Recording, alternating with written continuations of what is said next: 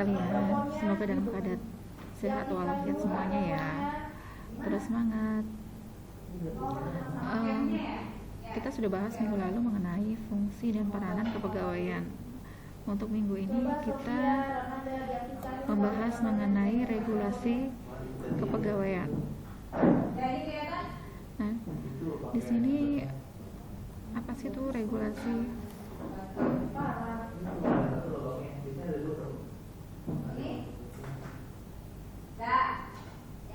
Sebelum membahas mengenai regulasi, kita kembali ke pelajaran minggu lalu. Apakah ada pertanyaan mengenai peranan dan fungsi kepegawaian?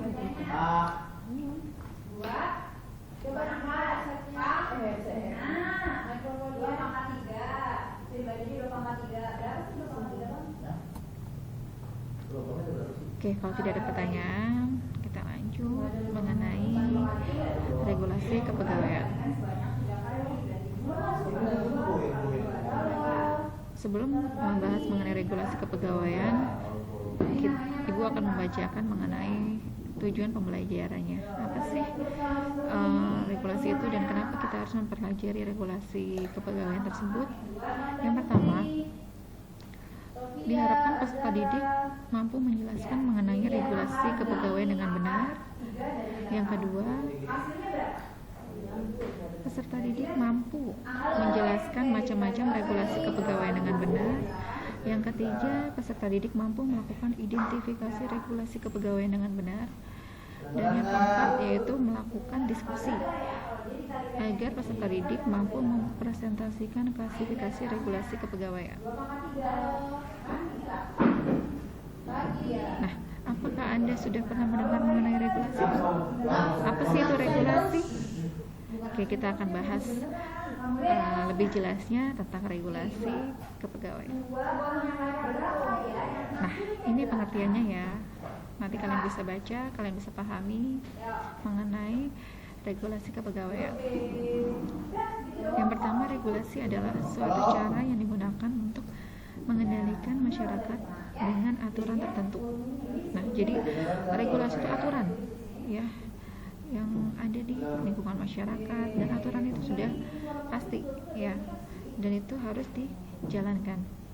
Jadi apa sih itu regulasi? Yaitu sesuatu cara yang harus dikendalikan oleh masyarakat dengan aturan tertentu. Oke, semoga kalian bisa memahaminya. Nah, lanjut ke kepegawaian. Apa sih itu kepegawaian atau ketenaga kerjaan?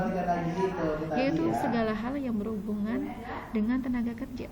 Jadi ketenaga kerjaan itu segala sesuatu yang ada hubungannya dengan tenaga kerja pada waktu, sebelum, selama, sudah masa kerja. Jadi selagi dia masih di dalam masa kerja, itu disebut dengan kepegawaian atau ketenaga kerjaan. Lanjut, di dalam ketenaga kerjaan itu ada beberapa istilah. Di antaranya itu ada istilah tenaga kerja. Apa sih itu tenaga kerja? Ada yang tahu kan tenaga kerja itu apa? Oke, gua akan jelaskan ya.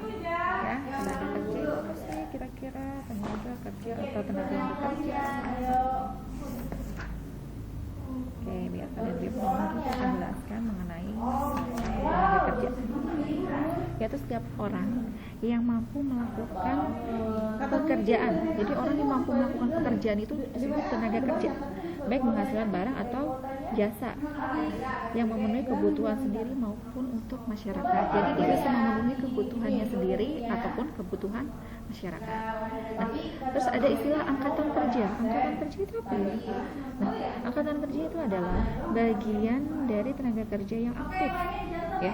Jadi angkatan kerja itu mereka masih aktif bekerja dalam kegiatan ekonomi seperti itu.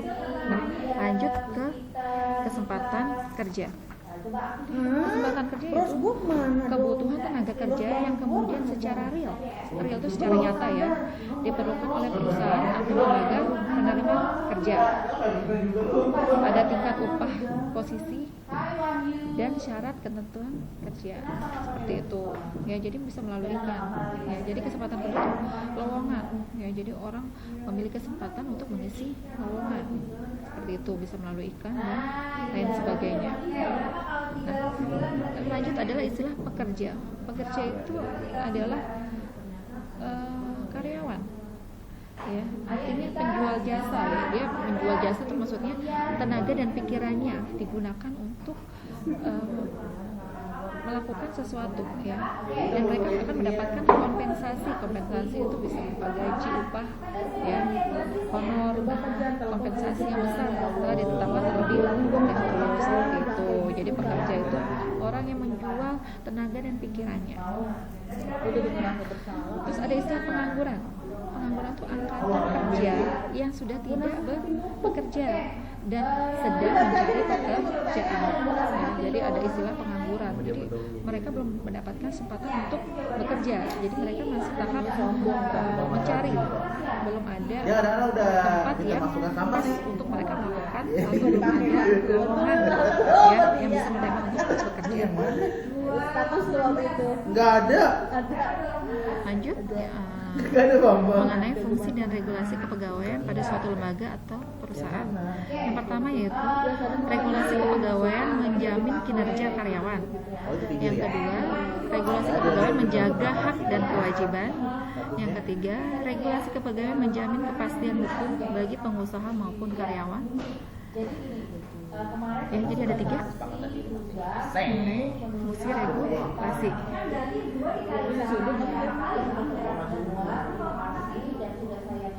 Nah, di sini kita akan membahas perundang-undangan tentang ketenagakerjaan. Nah, Undang-Undang Tenaga Kerja yang terbaru yaitu nomor 13 tahun 2003. Dari beberapa sebagai berikut, ya, dia membahas mengenai gaji, upah, hak dan kewajiban pekerja, terus mengenai peran serikat pekerja, mengenai perlindungan pekerja, mengenai kontrak kerja. Jadi ada perundang-undangannya, ya, diatur di Undang-Undang Nomor 13 Tahun 2003. Lanjut, keselamatan kerja atau asuransi tenaga kerja. Jadi ada 5, ya, mengenai gaji, mengenai peran, mengenai perlindungan, mengenai kontrak kerja, dan mengenai keselamatan kerja. Nah, yang kelima itu harus kalian hafal semuanya. Nanti minggu depan saya akan adakan tes. Nah, ini Bu jelaskan lebih lengkapnya lagi, Setiap 1 jam. Jadi kita lebih jelasnya lagi. Tadi sudah bahas undang-undang. Nah, itu penggantinya Undang-Undang Nomor 13 itu pengganti undang-undang sebelumnya, yaitu Undang-Undang Nomor 25 tahun 1997. Ya, jadi paham, ya. Jadi undang-undang sebelum nomor 13 tahun 2003 yaitu Undang-Undang Nomor 25 tahun 1997. Oke, semoga kalian bisa memahami, tetap semangat dalam belajar. Jadikan materi Ibu ini suatu acuan kalian untuk bisa memahami tentang materi kepegawaian. Nah, untuk materi pertemuan selanjutnya adalah mengenai peraturan ketenagakerjaan. Jadi kita akan membahas detail tentang peraturan-peraturan ketenagakerjaan. Terima kasih, Ibu akhiri. Kurang lebihnya Ibu mohon maaf. Assalamualaikum warahmatullahi wabarakatuh. Selamat pagi. See you. Belajar lagi.